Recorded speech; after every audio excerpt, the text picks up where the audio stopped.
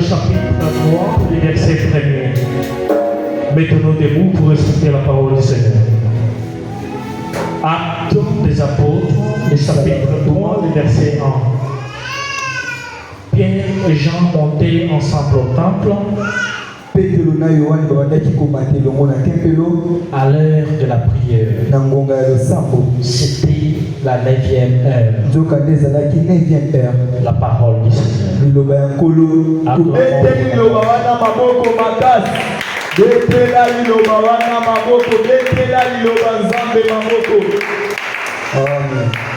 Que Dieu nous bénisse.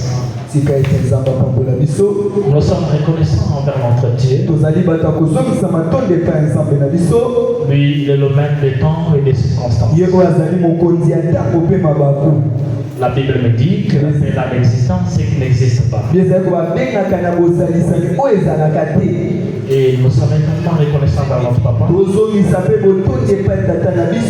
Lui qui est un modèle vivant aussi. Et que dans toutes les circonstances de la vie, et que partout où se trouve notre papa, que notre Dieu, comment continuer à le protéger. Et je suis également reconnaissant d'un personne. Toi qui es là, laissez que le Dieu pour qui nous sommes serviteurs. Écoutez, même si on dit que les travailleurs du matin et du soir ont le même salaire, mais que Dieu te brise avec la bénédiction en première position.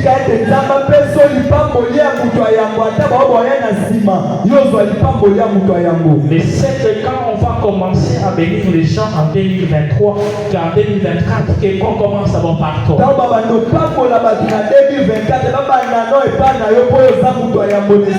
À cause du sacrifice que tu as fait. Que notre Dieu soit loué. Lorsque nous étions en train de parler lors de réveillon, nous avons parlé de l'oubli d'existence. On a eu à se poser au moins aux environs 5 questions qui nous a aidé à des fois à comprendre pourquoi nous sommes sur la terre. Mais ma prédication de ce soir sera focalisée sur la première question. La première question qu'on s'est posée, qui suis-je? Ou bien qui es-tu? Et on avait essayé de répondre en disant, on avait dit que la Bible nous dit en Psaume chapitre 82, le verset 6, je vous avais dit que vous êtes de Dieu. Et que par là, nous comprenons que la Bible nous dit que nous sommes de Dieu. Et Dieu a une nature et aussi une activité.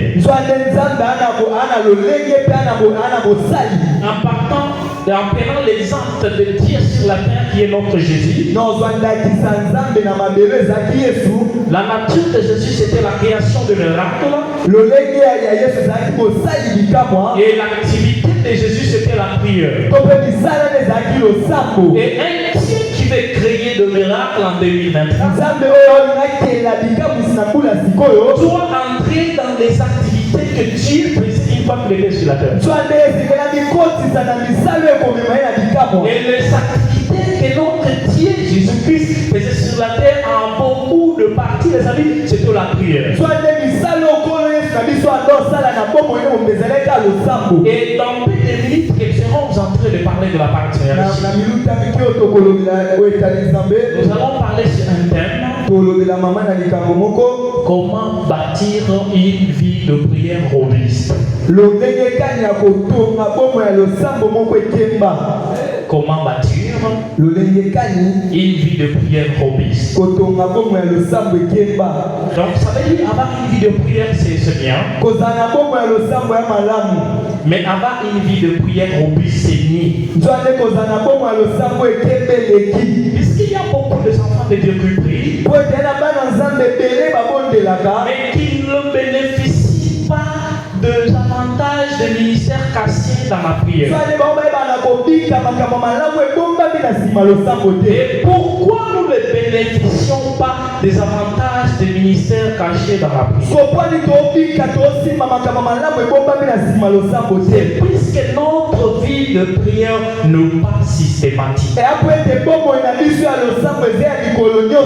Et quand nous parlons d'une vie de prière systématique ou robuste, c'est une vie de prière qui se passe dans chaque circonstance. Et comme on est encore au début de 2024, nous sommes en train de demander aux enfants du Sycomore, les enfants du Sycomore qui veulent voir des choses changer en 2020,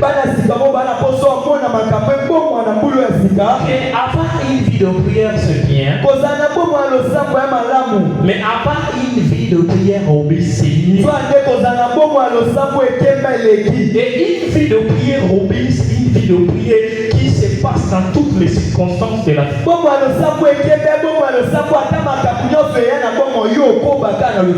Même quand des fois tout est noir, même des fois rien ne marche, mais nous sommes seulement encore en train de prier.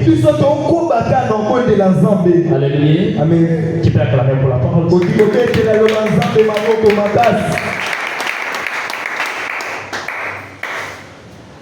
Le livre que nous venons de lire, là on dit que Pierre et Jean montaient ensemble au temple. Mais ce que j'aime beaucoup plus dans la Bible, c'est qu'on me dit à l'heure de prière.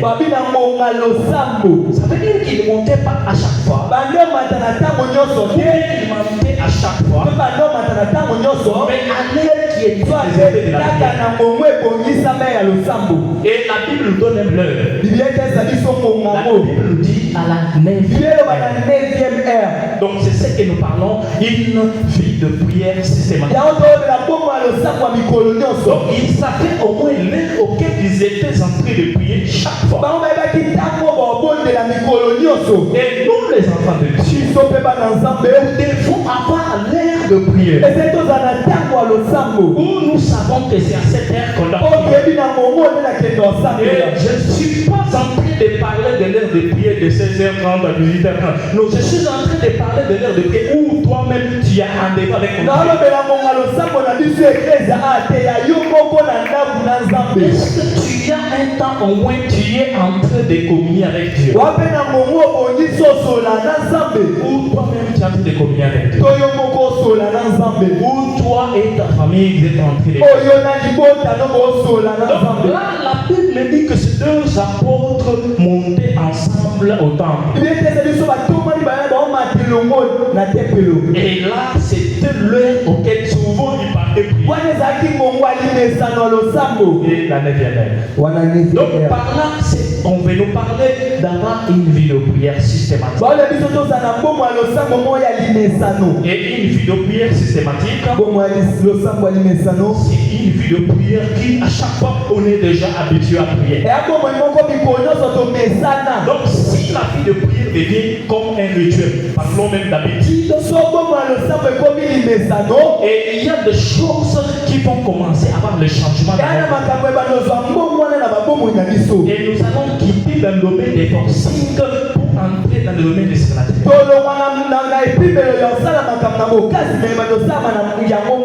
Il nous faut avoir une vie de prière robuste. Et c'est ce qu'il nous faut. En 2024, il nous faut bâtir une vie de prière robuste. Une vie de prière qui ne bouge pas au vent et marées. Une vie de prière qui se roule en toutes circonstances. Des circonstances agréables ou désagréables. Dans lesquelles nous avons notre temps connu les prières et que nous considérons même comme l'habitude. La puissance de la prière ne réside pas seulement en priant, mais la puissance de la prière réside en constance dans la prière. Et quand je dis de la constance en prière, je ne te dis pas de 35 heures en train de prier, je te dis de prier et de prier, de prier, de prier. Prier aujourd'hui, prier demain, prier le lendemain, prier à chaque fois.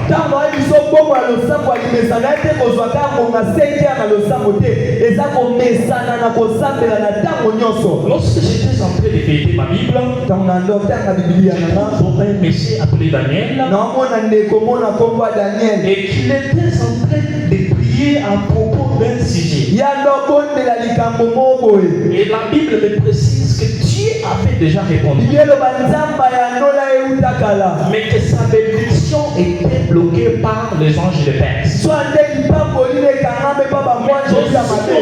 Qu'il continuait toujours à prier, Dieu a envoyé une délégation forte. Et c'est cette délégation qui a découvert que la bénédiction était bloquée par des anges de Perse. C'est pourquoi il nous faut avoir une vie de prière robuste. Il nous faut avoir une vie de prière systématique. Ce n'est pas puisque tu avais prié en 2023 que rien n'avait marché, que maintenant en 2024 tu dois te fatiguer. Non, nous devons encore continuer. C'est comme ça que Daniel faisait. C'est comme ça que Daniel faisait. Daniel continue toujours à prier. C'est pour ça que je veux dire que la force de la prière ne consiste pas seulement en priant, mais consiste en demeurant en priant. Une constance de prière. Donc tu as demandé aujourd'hui quelque chose à Dieu. Bon, aujourd'hui tu n'as pas dit ça. Mais tu ne te fatigues pas. Tu continues toujours à constance. Jusqu'à ce que tu verras cela se réaliser.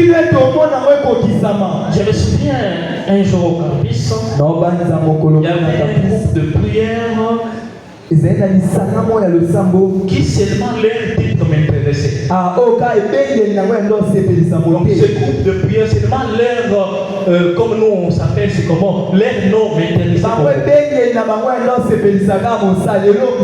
C'était en anglais. Ça veut dire push. Ça veut dire push. Push comme verbe, ça veut dire pousser. Mais en fait, ce n'était pas un mot, c'était des abréviations point par point. Mais en français, pour ne pas aller en anglais, en français, ça veut dire prier à ce que quelque chose arrive. Mais chaque fois que je les voyais en train de prier, je me disais, il faut prier jusqu'à ce qu'ils vont voir quelque chose arriver. Je vais demander aux enfants de Dieu de ce moment que nous devons prier jusqu'à ce que nous allons voir les choses. Même si les choses arrivent, on continue encore à prier. On a ça, on prie. On n'en a pas, on prie. Une vie de prière robuste. Et si Dieu nous amène à atteindre cette extase, je sais bien que nous allons voir le changement au sein de l'Église. Et les gens comprendront eux-mêmes ce qu'il faut faire. Et nous allons commencer à avoir des enfants de Dieu qui la prière commence à 16h10, il arrive là à 15h, puisqu'il a tellement beaucoup de choses à dire à Dieu.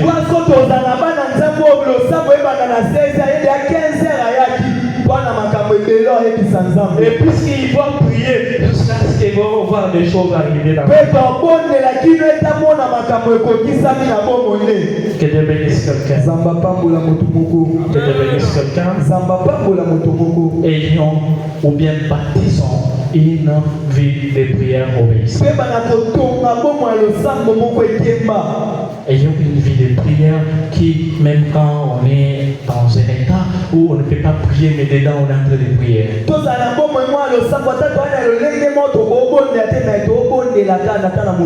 Et prions et ayons ça pour 2024 et cultivons l'intimité là dans la prière avec Dieu.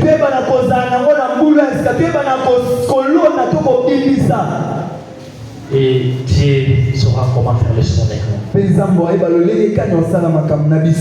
que tu peux quand même acclamer pour les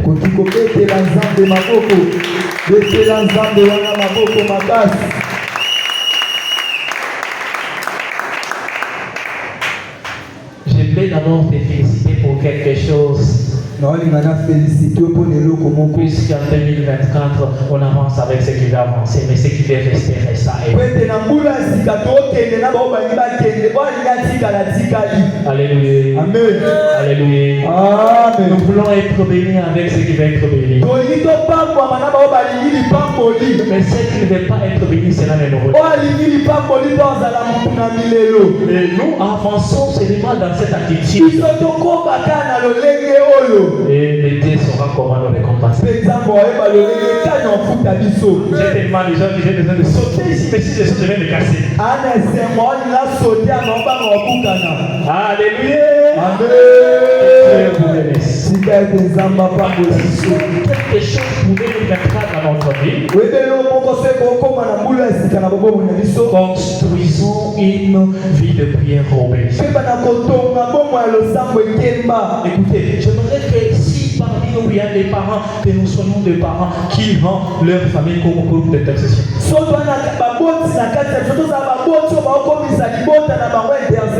Donc j'ai rends mes enfants et ma femme et tout ce qui est chez moi des intercesseurs. Et quand on commence à prier dans la maison, on les matin de tourner dans la maison. Moto, dans la maison. Dis, mais qu'est-ce qu'il y a là-bas? Inventons même nos familles de groupes d'intercession. Et pas seulement les rendre groupe d'intercession au mois de décembre. Au mois de janvier. Non, mais que cela continue comme ça jusqu'à ce que l'Éternel pourront accepter que nous quittons la terre. Et si nous allons laisser l'héritage dans notre famille, nos enfants vont grandir avec leur subconscient en sachant que non, il faut prier ensemble dans la famille. Et la prière va rester comme un héritage dans la famille. Construisons une vie de prière obéissante. Que Dieu bénisse quelqu'un. Il y a 4 choses que la prière accomplit dans la vie d'un croyant. Donc un enfant de Dieu qui a une vie de prière robuste, il y a 4 choses qui vont se passer dans sa vie. La première des choses, la prière devient pour lui un canal pour la communion et pour la transformation. Donc un enfant de Dieu qui a construit une vie de prière robuste, la prière devient pour lui un canal de communion avec Dieu. Chaque fois qu'il est en communion avec Dieu à travers la prière, et cette même prière devient le canal de sa transformation. Bien aimé, je vais vous dire que la prière transforme transforme tellement les gens. Écoutez, comme j'ai vu un pasteur, je ne sais pas si j'avais vu ou sur YouTube, mais je ne sais pas là où il avait vu, il a dit que l'onction rend beau. Écoutez, la prière rend tellement beau. La prière rend tellement attirant. À tel point que là où on rejette les gens, mais toi à cause de la prière, mais toi qui peux venir. Et la prière transforme également la vie des gens. Et quand quelqu'un commence à beaucoup prier, tu as comme intention de le regarder, il a prié beaucoup. Laissons que nous construisons cette communion avec Dieu et que nous soyons transformés par le Saint-Esprit. Et que cette année 2024 soit une année extraordinaire pour nous. Où Dieu permettra à ce que nous les enfants des Sycomores, quand quelqu'un le voit de lui, il a pris beaucoup. Hein?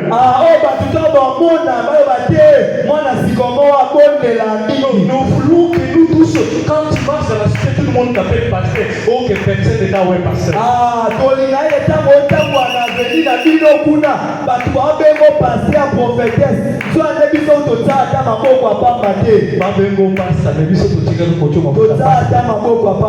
Nous sommes point puisque le sang est mon anaïdo. Le Saint Dieu nous amène à cette vie. Que nous soyons transformés par le Saint-Esprit. Et que nous restons dans la communion avec Dieu. Et qu'aucune chose nous amène dans le divorce avec Dieu. Et lorsque tu es en communion avec Dieu, et la présence de Dieu est permanente, même les péchés vont te fuir. Toi tu ne vis pas les péchés, mais les péchés te fuient. Puisque même quelqu'un qui veut t'amener à la rue, pas de riche. Alléluia. Amen. Alléluia. Amen. Que nous arrivons dans cette dimension. Ça, c'est la première chose que la prière fera avec quelqu'un qui a construit une vie de prière robuste. La deuxième chose que la vie de prière robuste fait dans notre vie, la vie de prière est un outil ou une plateforme pour faire des pétitions et obtenir le solution.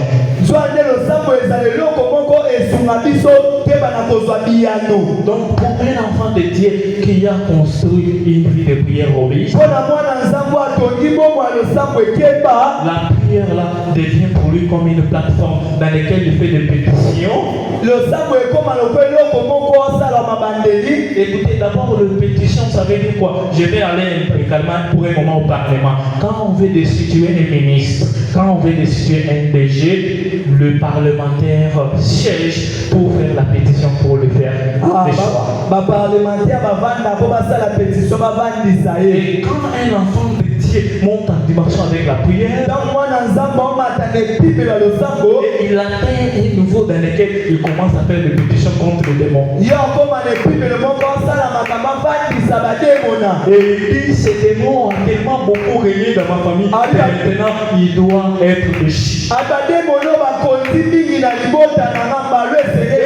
quand un enfant de Dieu fait des pétitions contre des démons, contre les esprits de célibat, contre le lien qui les bloque dans la famille, il trouve des solutions.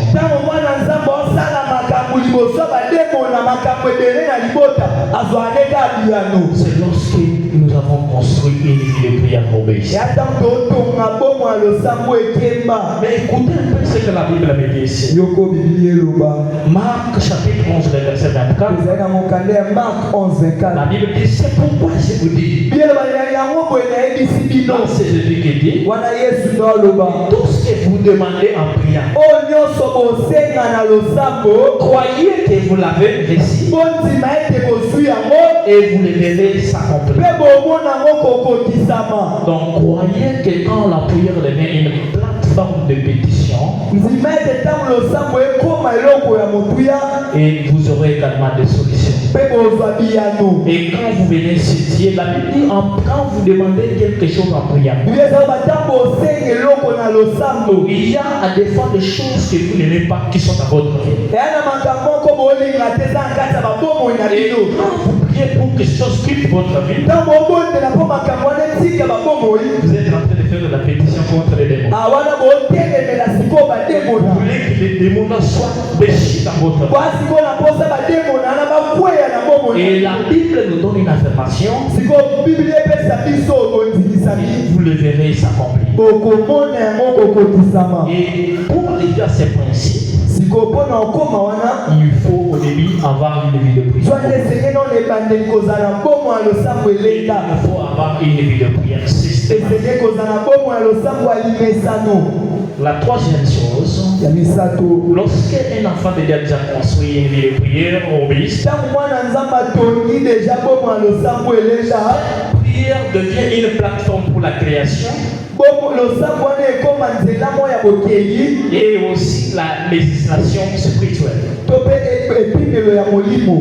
Donc, lorsque nous atteignons des niveaux où notre vie de prière est devenue robuste, nous allons commencer à créer des choses à travers la prière. C'est comme cela que Jean dit ceci. Jean dit que nous savons que nous sommes des dieux.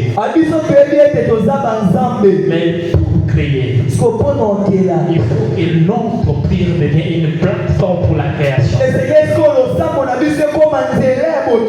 Et ça, c'est là que tu vois quelqu'un qui commence à prier. À des fois, il y a des choses qui commencent à changer. Donc, c'est lorsque tu montes à certains niveaux. Et je dis que la prière devient une plateforme de création et de la législation spirituelle. Et quand nous parlons de la législation, en rentrant dans les dictionnaires, la législation veut dire les droits de faire des lois. Et lorsque la prière atteint au niveau où ça devient une plateforme de la législation spirituelle, c'est que tu atteins un niveau où aucune loi ne va te sauver. Tu atteins le niveau où c'est toi qui commences à faire tomber toutes les lois qui ont. Je rentre un peu encore dans la Bible. Je vois en 3 où on disait que personne ne peut aller vers le roi. Et si la personne ose vers le roi, cadavre, on les tue. Mais je vois une jeune dame informée au début. Elle n'est pas partie voir le roi directement. Il faut d'abord monter en dimension, atteindre au niveau où ma prière devient une plateforme de création. Ma prière commence à créer des lois au-dessus des lois. Esther, elle a commencé par la prière. Elle s'est concentrée 3 jours de prière. Et sa prière a pris les décisions, la loi. Dans nos familles, il y a des lois établies. Nous avons une possibilité de changer les choses. Mais c'est d'avoir une vie de prière robuste. Je dis que j'aimerais voir au moins une famille qui est devenue un groupe. Mais quand Mardochée est venu voir Esther, et malgré les réponses humaines qu'Esther voulait donner, et Mardochée a dit que même si vous ne faites pas quelque chose pour nous, Dieu interviendra. Elle dit non, il ne faut pas parler comme ça. J'aimerais d'abord que vous priez là où vous êtes et que moi aussi je prie ici. Donc en fait, il veut dire quoi? Que notre famille soit un groupe d'intercession. Et si cette loi-là qui est établie, on va faire tomber. S'il y a eu des gens avant moi qui, à cette loi, ils obéissaient à la loi, moi je vais passer. Laissez que ça se Sois toi à travers la prière. Le seul que les lois qui ont tué beaucoup de gens dans ta famille, mais arrivé à ta famille, que cela ne fasse rien.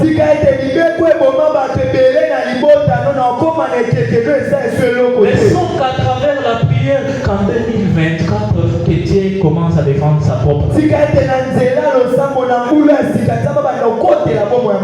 Il défend sa propre réputation.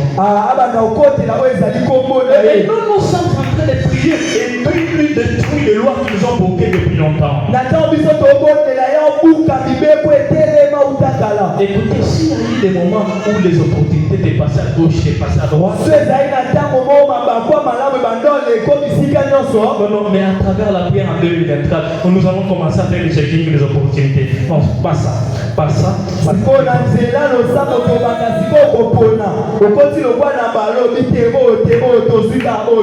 C'est possible si nous atteignons un niveau. Est-ce que quelqu'un t'a clamé pour le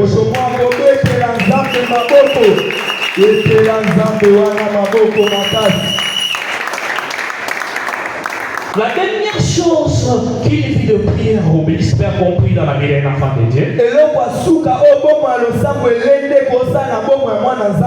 c'est que la vie de prière devient une plateforme de combat et d'intercession.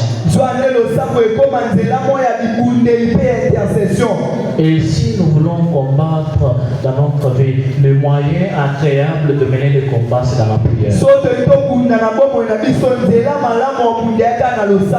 Et c'est comme ça que notre vie de prière devient une plateforme de combat et d'intercession. Que Dieu fasse de nous au moins des gens qui prient pour le membre de leur famille. Même si dans cette même famille, il y a des gens qui ne veulent pas nous voir progresser. Mais nous sommes en train de prier, même pour ceux-là qui ne veulent pas voir progresser. Et également, nous sommes en train de mener le combat à ce que c'est que pour nous que ça ne se réalise pas. Le seul moyen de la prière que Dieu t'amène à une dimension où les gens vont commencer à te dire qu'est-ce que tu as fait. Je sais que les gens commencent à te faire comment est-il possible que tu es arrivé ici? Et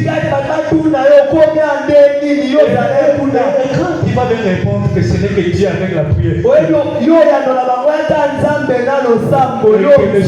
les gens commencent à réfléchir que ce n'est pas la prière. Le seul que notre Dieu t'amène à ce niveau-là. Comment tu es arrivé ici? J'ai prié et j'avais une vie de prière promise. Ils vont te dire, vous nous mentez toujours comme ça. Peut-être ils vont penser que tu es dans les sectes. Et tu vas leur dire que je ne suis pas dans les sectes terrestres. Mais je suis dans les sectes qui dépassent toutes les sectes. Je suis dans les circuits terrestres. Là où personne ne peut pas me recommander, mais le Saint-Esprit me recommande. Il y a une histoire qui me passe à l'esprit, mais laissez-moi te la raconter anonymement. J'ai entendu les gens parler et quelques-uns vont se retrouver d'un serviteur qui est parti vers son pasteur. Et puis, papa, comment tu as réussi dans les ministères, tu as réussi dans les affaires, tu as réussi dans tout. Quel est votre secret? Et le pasteur répond à son serviteur en lui disant, je réussis seulement à travers de la prière et de Dieu. Le serviteur n'a jamais cru jusqu'à ce qu'il Alléluia! Les gens même commencent à te fuir pour le nouveau déclaration. On va te dire, mais comment tu es arrivé? Comment tu es arrivé à la présidence? Tu vas leur dire que j'ai prié seulement. dit non, là sont des circuits des occultistes. Sinon, ce n'est pas des circuits des occultistes. Moi, j'ai un qui fait partie des occultistes. Mais c'est que notre Dieu nous a mis la Alléluia. Amen. Alléluia. Amen. Écoutez les bien-aimés. Marc chapitre 1, le verset 35. La Bible nous dit ceci. Vers le matin, pendant qu'il faisait encore sombre, il se leva. On parlait de Jésus. Et sortit pour aller dans un lieu de jeûne. Où il pria. Donc je comprends pas si. Donc si tu descends un peu là-bas, donc tu vas comprendre que Jésus ne faisait pas quelque chose sans prière. Bon, Jésus avant d'aller prêcher, il priait. Même avant de commencer à faire des miracles, il priait. À quel point que même les apôtres ne savaient pas que Jésus se levait à un moment donné. Il s'est caché lui-même pour rester en communion avec lui. Et un jour, ils se sont rendus compte que Jésus n'est pas là. Ils ont commencé à chercher Jésus. Et c'est par là que la Bible nous dit il s'était levé très tôt quand il faisait encore soir. Écoutez, en 2024 ici, laissons qu'on ne fasse pas quelque chose sans associer Dieu. Même si Dieu nous a déjà donné le travail, avant au moins d'aller à ce travail, il faut prier. En réalité, tu ne connais pas les gens avec qui tu travailles. Alléluia. Si par hasard, Dieu t'a donné un bureau où tu travailles, il faut quand même commencer par la prière. C'est comme ça que Jésus faisait la prière à chaque fois. Et si c'est vrai que tu es un vendeur ou une vendeuse, écoutez, dans cette ville, j'ai vu des gens tuer quelqu'un qui vendait de pain. J'espère que vous en êtes témoin au moins. J'ai vu quelqu'un tuer quelqu'un qui vendait de pain. Imaginez-vous une maman qui se lève à 3h du matin, à 4h du matin. Et si tu as un chiffre d'affaires élevé dans les pains, c'est 100 000 francs. Donc, mais ça, les nouveaux qui sommes arrivés sur la terre, la haine a tellement débordé qu'il y a quelqu'un qui se décide de tuer quelqu'un à cause de 100 000.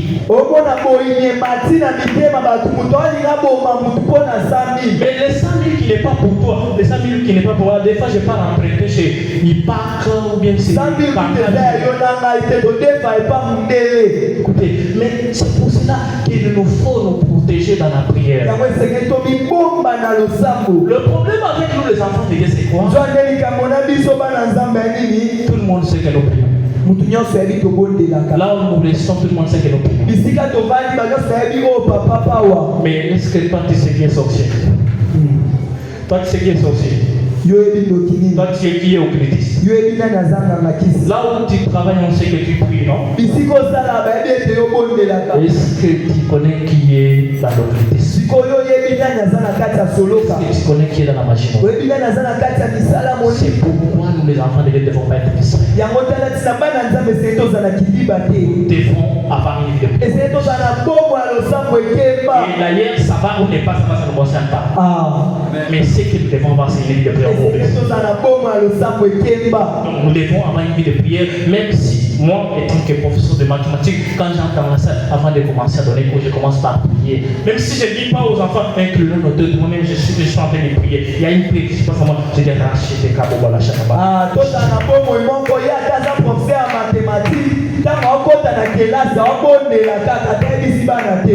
Donc je prie. Je prie pour me protéger. Puisqu'en réalité, je ne connais pas les signes de tout le monde. C'est ça, avoir une vie de prière. Tu dois prier. Et tu dois avoir une vie de prière. Si Jésus qui est de prier, qui sommes-nous pour les baptêmes? Si Jésus qui est d'être tenté par Satan, vous comprenez un peu ça? Jésus est Dieu, mais il est tenté par Satan. Mais toi et moi, mais Jésus priait à chaque fois. Et qu'est-ce que nous sommes pour les baptêmes? Les apôtres priaient. La Bible dit que Pierre et Jean montaient au temple pour prier. Les apôtres qui marchaient avec Jésus. Mais toi, moi, nous sommes qui pour ne pas prier? Si pasteur oublie prier, alors nous sommes qui pour ne pas prier? Ayons une vie de prière obéisse. Ayons une vie de prière obéisse. Il y a un verset que j'aime beaucoup. Mais avant d'en arriver, nous les chrétiens, nous n'avons pas été créés pour prier seulement en cas d'urgence. Nous ne devons pas commencer à prier lorsque ça devient sérieux. Non, nous devons prier en toutes circonstances. Donc, pas puisque je suis malade, là je vais commencer à prier pour avoir la guérison. Même si je ne suis pas malade, je prie. Je ne prie pas seulement parce que je n'ai pas l'argent. Quand je n'ai pas l'argent, je prie. Et quand j'en aurai, je vais prier encore plus.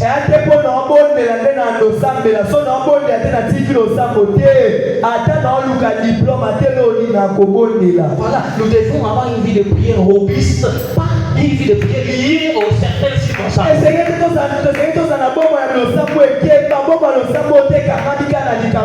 Parce que si nous avons une vie de prière liée aux circonstances, et une fois qu'on a ce qu'on voulait, nous allons laisser avec une vie de prière. Et ceci n'est pas une vie de prière robuste.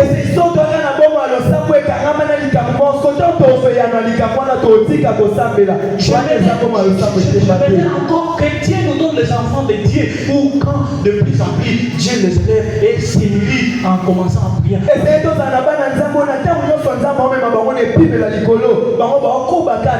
Mais j'ai pris même que Dieu dans le temps qui vient, qu'il y ait des ministres dans notre église, mais que c'est combat.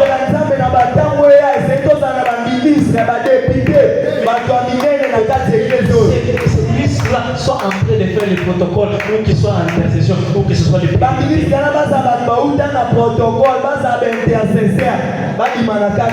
soit les gens malgré l'élévation, mais sont toujours liés à une vie de prière obéie.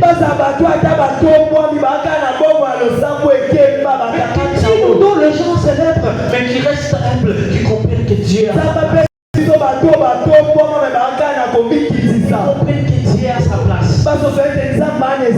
Les gens avec qui on n'aura pas beaucoup de temps à dépenser, beaucoup d'énergie pour qu'ils comprennent les choses de Dieu. Les gens qui, à travers le Saint-Esprit, ils comprennent facilement les choses. Et ils sont assis dans la vie de prière, et assis dans la finance, et assis dans la prospérité. Luc chapitre 18, verset 1, la Bible nous dit ceci. Luc 18, 1er. Jésus leur adressant une parabole pour montrer qu'il faut toujours prier et ne point se relâcher. Donc ici, bien aimé, Jésus parlait à ses disciples en parabole, mais le souci de Jésus, c'était que ses disciples commencent à avoir une vie de prière robuste.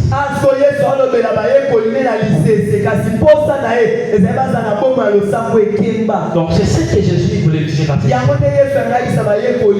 C'est ce que Jésus peut nous dire ce soir. Jésus peut nous dire ce soir qu'ayons une vie de prière, que nous allons commencer à prier sans relâche. Alléluia. Même si dans la Bible, 1 Thessaloniciens chapitre 5 verset 17, la Bible nous dit prier sans cesse. Et par là, la Bible avait tout simplement dit qu'il faut avoir une vie de prière systématique. Maintenant, pour chuter, je vais dire ceci aux enfants de Dieu. Nous devons réinventer les temps de prière. Nous devons réinventer la vie de prière liée à notre vie actuelle. Écoutez, quand tu es célibataire, tu as le temps de prière lié à cet état que tu es. Donc quand tu es célibataire, tu peux prier monter à la montagne, il n'y a pas de problème. Tu peux aller faire un mois à la montagne. Donc tu peux même faire une année là-bas. Donc commencez toujours à prier.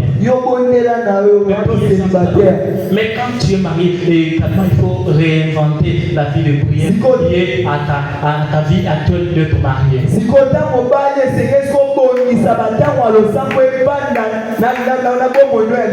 Je ne veux pas que tu sois une maman qui se lève le matin, prie, il ne prépare même pas pour les enfants, il n'arrache même pas la maison. Non, non, je n'ai pas dit ça. Tu peux avoir le divorce pour rien. Et à un moment donné, tu ranges la maison. En priant encore, tu fais le foufou. En priant encore, tu donnes à manger aux enfants. En priant encore, ta maison est propre. C'est ce que je dis. Donc, il faut réinventer le temps de prière lié à ta vie.